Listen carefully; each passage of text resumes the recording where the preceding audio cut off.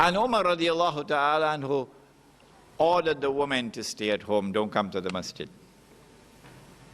And this was an absolutely correct order that he gave. No one could challenge the wisdom of this order because of conditions of insecurity. Stay at home. But is there any evidence that he gave this order to remain in force permanently until Qiyamah? Where is the evidence? If you can give it to me, I'll be delighted to have it. Or was this order temporary, not permanent? And temporary because it was responding to a specific condition of insecurity. If it is a temporary order, and so long as you have insecurity in downtown Sydney, okay, then of course you'll ask your woman to stay at home. Stay at home, don't come to the masjid, stay at home, don't go to the supermarket, stay at home, don't go to the shopping malls, stay at... Wait a minute. We're telling them to stay at home, don't come to the masjid, but they could go to the shopping mall? Problem here. Looks like double standards here. Stay at home, don't come to the masjid. But they could go to the market, and they could go to the supermarket, and they can go to the shopping mall, and they can go driving around all over Sydney, but not in the masjid. Who are you fooling? So long as there are conditions of insecurity, even in a Muslim village, we will tell the woman, stay at home. Yes, because it makes sense. But when we are able to establish conditions of security, no fitna for a woman in public, then we have the duty to restore to them a right which they enjoyed at the time of the Prophet ﷺ, at the time of Abu Bakr Siddiq, at the time of Umar radiallahu ta'ala anhum. And so in the Muslim village, the women at the back, the men at the front, provided we have conditions of security, no fitna. When once there is insecurity or conditions of fitna, we say to the women, stay at home. This is the part that the women are going to love. But there's another part now that the women are going to be scared about. Any Muslim woman who is not married and who wants to be married cannot get a husband, and who comes to the village and says, I want to be married. The village has a religious obligation to find a husband for her.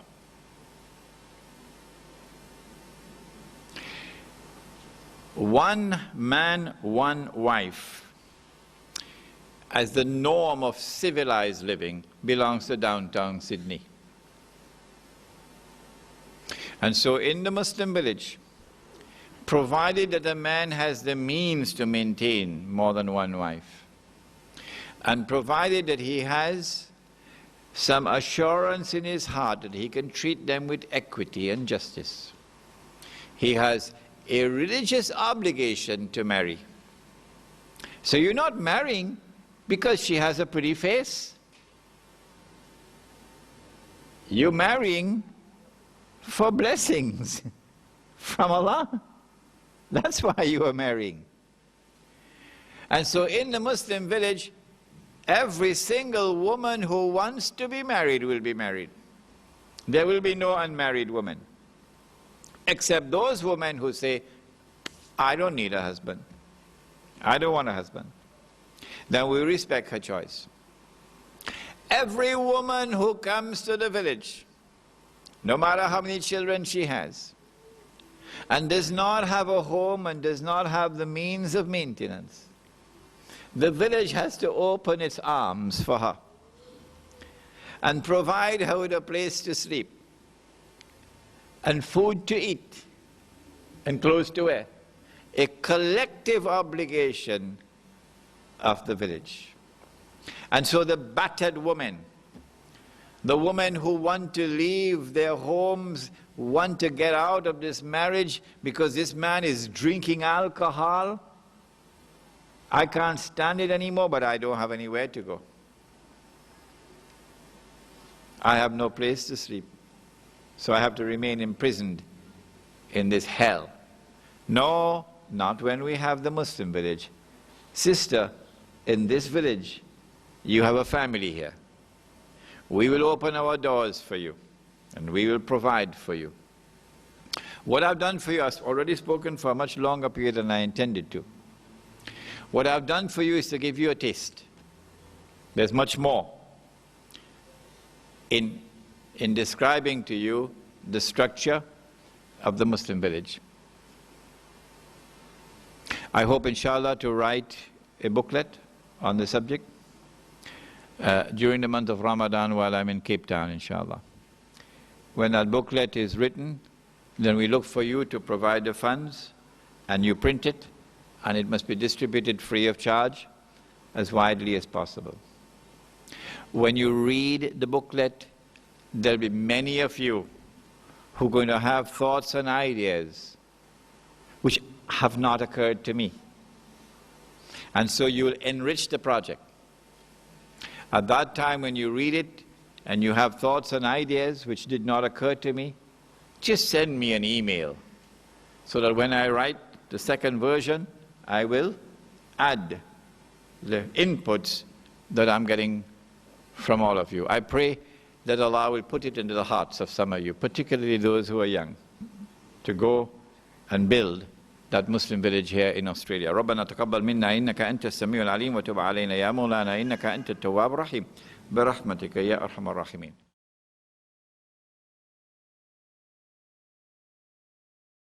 All right, he says that what I have done is to present a micro project, Muslim village. Well, what about the macro? What about the resources of the Ummah today? What about the oil that we have? I did say at the very beginning that if you consider it to be a theoretical possibility for you to take control of territory in the name of Islam, and therefore to have control over such resources, by all means, you should proceed with that effort. Never should it ever be said that Imran Hosein dissuaded you from it or attempted to prevent you from it. All that I have done is to use Ya'juj and Ma'juj in the Quran and Sunnah to explain to you that those who control the world today are the world order of Gog and Magog, in consequence of which it is impossible anywhere on Allah's earth today to take control of territory in Allah's name and implement Allah's law at the level of the state. But if you differ with me, by all means you can proceed. Any other question? Yes. Let me repeat for the last time, so that there should be no misunderstanding.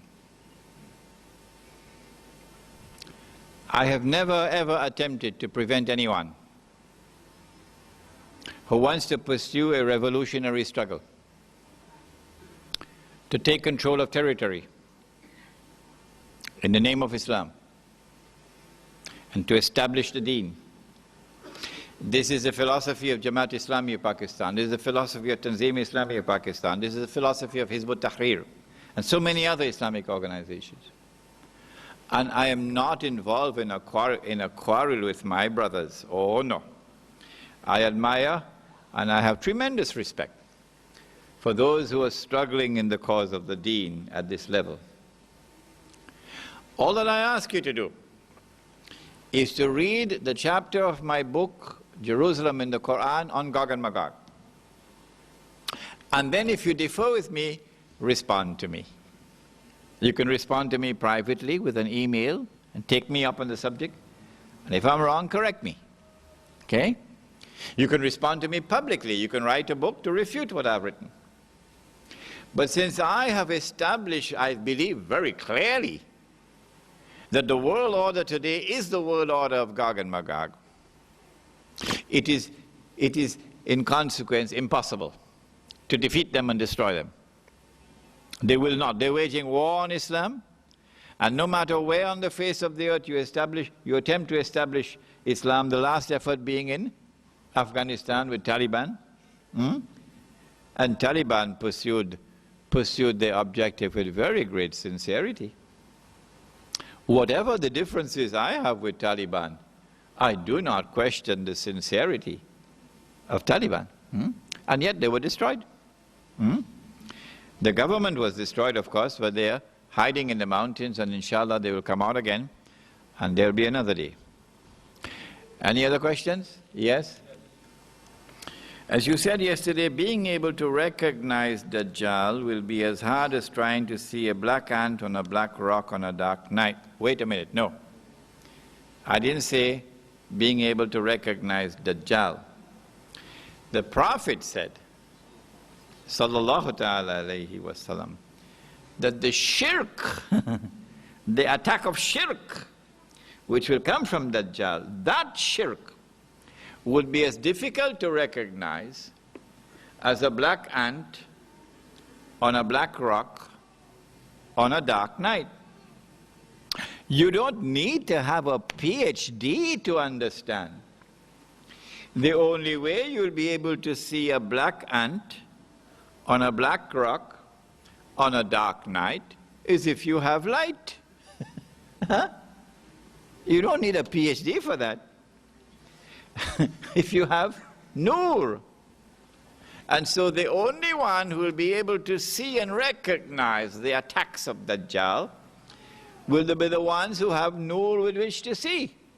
But this nur, this light is not sold in the stock market. No. You can't get this nur from a Darul Uloom. Not even Al-Azhar University. Where does the nur come from? Yahdillahu linurihi man yasha. Allah guides to His nur whomsoever Allah wishes to guide. The nur comes from Allah, and Allah will put it in the heart of whomsoever He wishes to put it. But to get this nur in your heart, it's not something which is the privilege of only the ulama, the awliya, only them, not you and I. Oh no, oh no, not at all. Whoever does not have the nur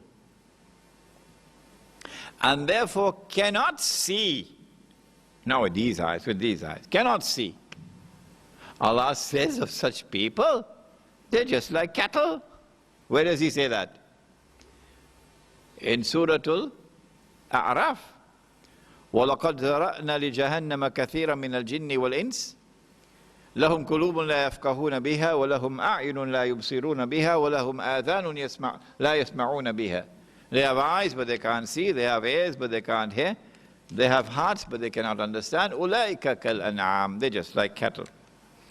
And so this is why that nur is so important to understand the world in the age of Dajjal.